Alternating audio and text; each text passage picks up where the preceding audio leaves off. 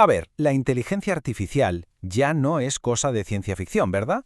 Está aquí, entre nosotros, y está tomando decisiones que nos afectan cada día. Y claro, eso nos lleva de cabeza a una pregunta que es crucial. ¿Qué valores, qué ética le estamos metiendo en el código a estas nuevas mentes? Pues vamos a verlo juntos. Y para que entendamos bien de qué va todo este lío, vamos a empezar con un dilema de los clásicos, uno que lo resume todo a la perfección.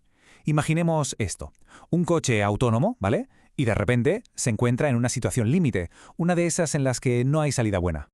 Justo como vemos en esta imagen. El coche tiene delante una lección, imposible. O sigue recto y choca, poniendo en peligro a la persona que va dentro, o da un volantazo y se lleva por delante a un peatón. A ver, un humano en esa fracción de segundo improvisaría. Pero la IA no improvisa. Alguien, un programador, tiene que haberle dicho de antemano qué hacer. Y aquí viene la pregunta del millón, que la verdad es que pone los pelos de punta. ¿Cómo narices le enseñamos a una máquina a decidir qué vida vale más que otra? Pues esta pregunta nos mete de lleno en la primera gran tensión que hay en todo el mundo de la IA. Y es ese choque, ese conflicto entre lo que dice la ley, lo que está escrito en negro sobre blanco, y lo que nos dicta nuestra brújula moral, o sea, la ética. A ver, la ley, en teoría, es como un mapa. Nos da unas reglas claras. El problema es que la inteligencia artificial va tan, pero tan rápido que se mete constantemente en territorios que no están en el mapa. Son zonas grises donde la ley todavía no ha llegado. Y es justo ahí, en ese vacío, donde la ética se vuelve absolutamente fundamental. Es la brújula que tenemos que usar cuando el mapa legal está literalmente en blanco. Y lo bueno de este esquema es que nos marca un poco la ruta que vamos a seguir. Vamos a empezar por aquí, por esta tensión de la que hablábamos entre ética y legalidad. Después saltaremos a ver cómo se come todo esto en la práctica, en el día a día de la IA. Y para terminar, nos meteremos a fondo en cómo se están intentando crear códigos y principios como estos de aquí para poner un poco de orden en todo este nuevo mundo. Pero ojo, que todo esto no es un debate teórico de filósofos, ¿eh? Vamos a ver qué pasa cuando la ética falla en el mundo real. Porque cuando una IA mete la pata, las consecuencias pueden ser gravísimas. Y entonces, claro, llega la pregunta que todo el mundo se hace. ¿De quién es la culpa? Vamos con el primer caso. Nos vamos a los Juegos Olímpicos de Tokio. Un vehículo autónomo, de estos que operan por la Villa Olímpica, atropella a un atleta paralímpico con discapacidad visual. Por suerte iba a baja velocidad, no pasó a mayores, pero el servicio se suspendió en el acto.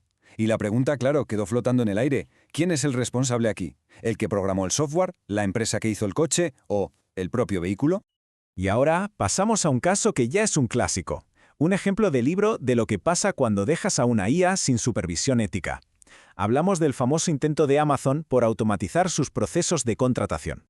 El proyecto al final se canceló. ¿Y cuándo? En 2018. Ojo a la fecha, que no estamos hablando de la prehistoria de los ordenadores. Esto es de antes de ayer, como quien dice. Un problema súper real y súper actual. Entonces, ¿cuál fue el meollo del asunto? Pues muy simple. La IA se entrenó con los datos de contratación de Amazon de los últimos 10 años. ¿Y qué pasó? Que en esos datos, la mayoría de los puestos técnicos los ocupaban hombres. Así que el sistema aprendió ese patrón, ese sesgo. Y empezó por su cuenta a penalizar los currículums que incluían la palabra mujer. No es que la máquina se volviera machista, no. Simplemente estaba reflejando un sesgo humano que ya existía en los datos. Y esto, claro, nos lleva directamente a la raíz de todo el problema. No es que las máquinas sean malvadas ni nada por el estilo.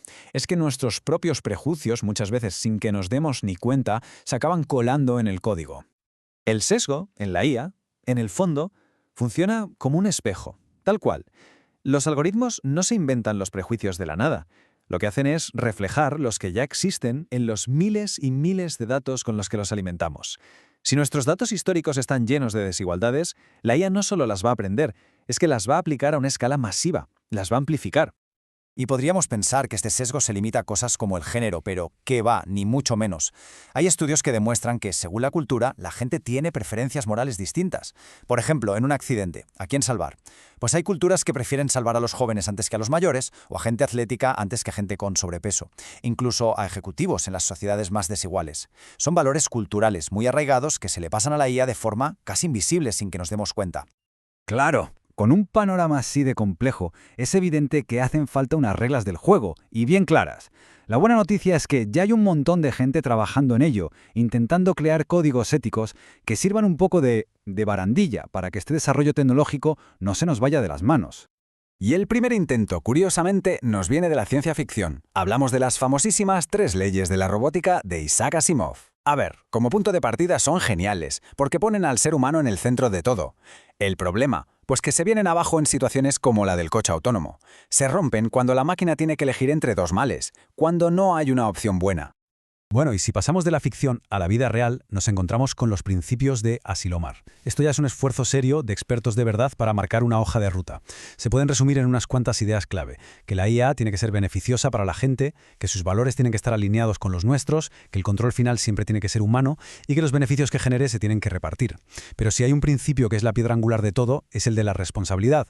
La gente que diseña y construye estas cosas es responsable de sus implicaciones morales. Y todo esto nos trae ya a los marcos más actuales, a los más oficiales, los que se están poniendo en marcha ahora mismo, sobre todo aquí en Europa, para guiar el desarrollo de una tecnología que sea de verdad responsable. Y aquí lo tenemos. Este es el documento del Grupo Europeo de Ética. Y mucho ojo con esto, porque no es una simple declaración de buenas intenciones. No. Esto es la base, son los cimientos sobre los que se está construyendo toda la futura regulación de la IA en Europa. Es, básicamente, la ley que está por venir. Y estos son los 9 principios clave que proponen. Hay que fijarse en algunos: dignidad humana, justicia y equidad, rendición de cuentas, privacidad. Como se puede ver, ya no se trata solo de que la IA no haga daño, la cosa va mucho más allá. Se le está exigiendo que promueva activamente valores como la democracia y el bienestar de todo el mundo. Pero si de todos estos principios tuviéramos que quedarnos con una sola idea, con la más importante, sería esta: la ética no puede ser un añadido, un parche que se pone al final del proceso. Tiene que estar ahí desde el minuto cero, integrada en el sistema desde la primera línea de código. Es lo que se llama desde el diseño y por defecto. Y la verdad, es la única manera de asegurarse de que esta tecnología evoluciona en una dirección que de verdad nos beneficia a todos. Al final, si lo pensamos bien, la inteligencia artificial no es más que un espejo. Un espejo potentísimo que refleja lo mejor y también lo peor de nosotros como sociedad. Por eso, la pregunta clave ya no es tanto qué puede hacer la tecnología, sino más bien qué tipo de sociedad queremos construir con ella. ¿Qué imagen queremos que nos devuelva ese espejo? Y la respuesta a eso, ahora más que nunca, depende de todos y cada uno de nosotros.